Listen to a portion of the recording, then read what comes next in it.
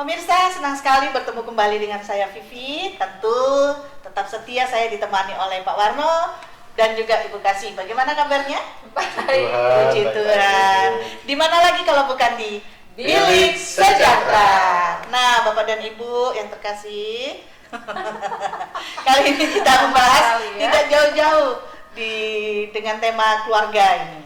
Hubungan suami istri, anak, dan ya pokoknya sekelumit di dalam rumah tangga.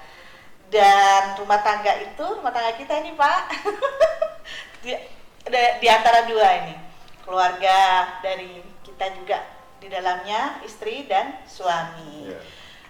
Di dalam rumah tangga juga pengaruh itu bisa timbul dari keluarga, dari suami kah atau dari istri. Nah, kalau dari Pak Warno dulu ya Bu Kasih, sabar ya. Dari Pak Warno dulu. Kebiasaan yang diambil ini dari keluarganya Pak Warno apa dari keluarganya Ibu Bu Tia? Ya. Jadi kalau kami di keluarga memang yang mempengaruhi itu lebih, kalau di presentasi saya banyak, tapi istri juga mempengaruhi keluarga. Jadi ketika membina anak-anak, membimbing anak-anak, kita sebenarnya saling bekerja sama. Jadi bisa dari keluarganya Pak Warno, bisa dari keluarganya Ibu. Ya. Iya ya. Artinya anak-anak ini tetap dipengaruhi oleh bapak ibunya sendiri ya. Iya. Lebih nyamannya di mana kalau anak-anak dilihat? Ya. Apa keluarganya Pak Warno jauh-jauh? Enggak, keluarga kami deket ya? Ya, anak-anak kan dekat loh. Maksudnya keluarga dari Pak Warnonya sendiri?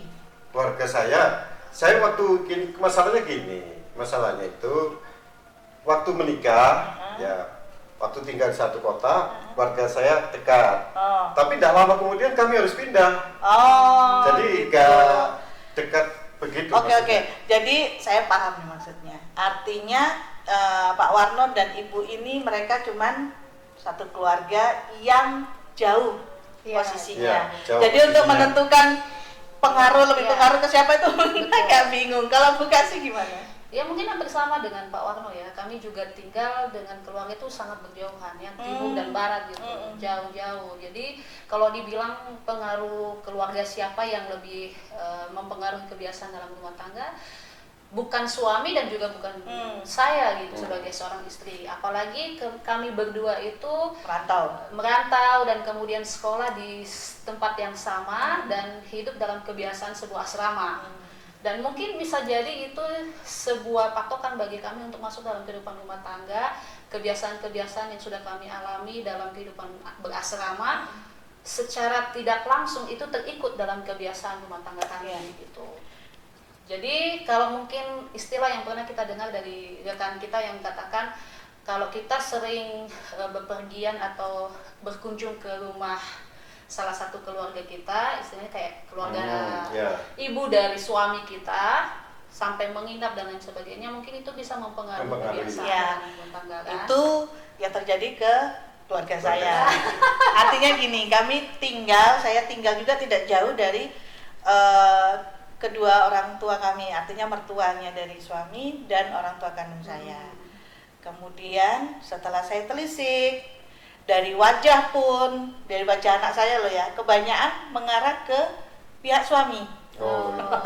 Jadi pengaruh dari keluarga suami. Pasti wajah juga, entah itu si Leo wajahnya ikut ke siapa ini? Keluarga dari perpaduan. Perpaduan. Kalau Pak Warno wajah juga mempengaruhi kan? Ada yang bilang anak pertama mirip saya wajahnya, anak yang kedua mirip mamanya. Imbang ya.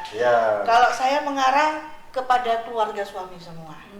Jadi maupun itu kebiasaan, menu makanan, itu lebih ke keluarga dari pihak suami. Nggak tahu saya ini diambil apanya. Tapi memang kebiasaan itu membawa kepada hal-hal yang standar dalam keluarga. Artinya nggak mau yang berlebihan, nggak yang aneh-aneh juga, jadi biasa. Dan apapun kedekatan juga lebih dekatnya kepada keluarga dari pihak suami. Nah ini mungkin saya pikir-pikir mungkin karena jarak kami yang terlalu dekat gitu ya. Jaraknya dekat. Rumah ya. Iya. Tapi sekarang media kan juga nggak dibatasi. Artinya bisa video call, Ya. tapi walaupun kami juga rajin video call dengan keluarga dari saya, anak-anak saya ini, tapi rasa sungkan itu lebih tinggi karena jarang ketemu. Jarang ketemu.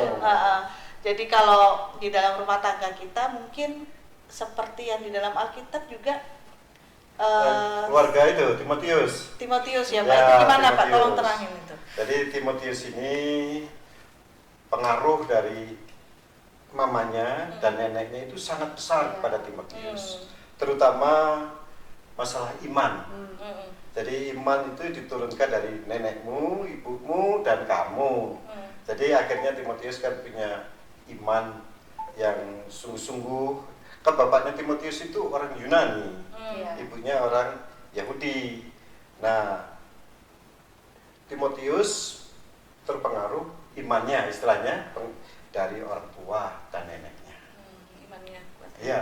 Ya, jadi kebiasaan itu timbul Kebiasaan dari timbul. pihak ibu ya. Ya, dari pihak ibu. Karena itu yang lebih dekat. Jadi mengarah kepada ibu langsung gitu ya. Iya. Artinya sebenarnya tapi juga kita sebagai orang tua juga sebenarnya ya mungkin tidak membeda-bedakan ya. Iya, memang begitu seharusnya. Tapi dalam Alkitab itu banyak loh yang itu kayak kisah dari Yakub dan Esau kan. Ya. Jadi ke Kalau perjanjian lama kan, Ah. perjanjian lama itu Yakub lebih dekat ke mamanya.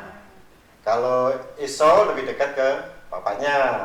Sehingga ketika menghadapi apa itu namanya mau memberkati aja si Ishak itu, kan dia mau milih Ya, ada masalah di situ. Esau.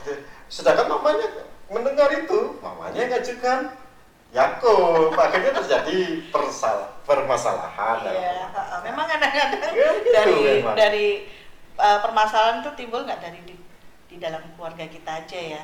Keluarga besar juga itu Iya. sebenarnya banyak sekali masalah. Tapi lagi-lagi terfokus kepada keluarga kita sendiri. Iya. Kita mau bawa kemana nih Iya. anak-anak Betul. kita ini?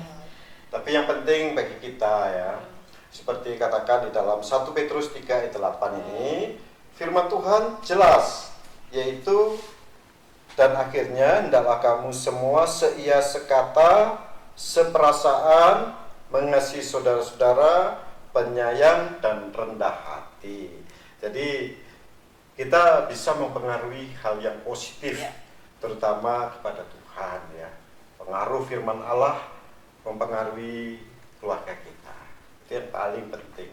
Iya, ya pemirsa, seperti yang kita sudah bahas tadi bahwa keluarga itu bisa terjalin oleh karena ada kata-kata saling mengasihi dan selalu berlandaskan pada firman Tuhan.